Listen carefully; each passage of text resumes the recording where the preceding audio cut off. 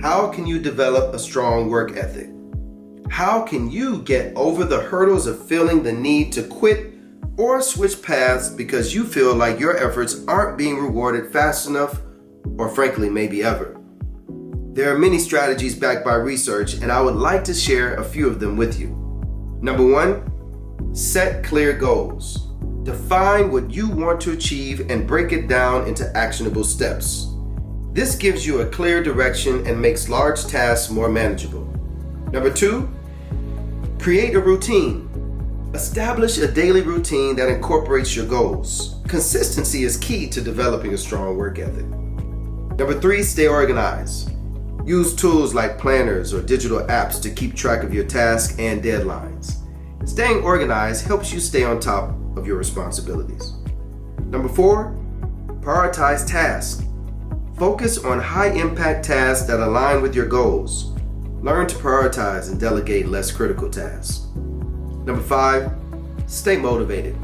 Remind yourself why you're working so hard.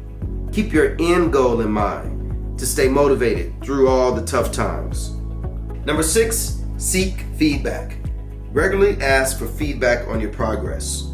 Constructive criticism can really help you improve and stay on track. Number seven, take care of yourself. A strong work ethic also means knowing when to rest. Ensure you get enough sleep, eat well, and exercise regularly to maintain your energy levels. Think about a challenge you're facing right now.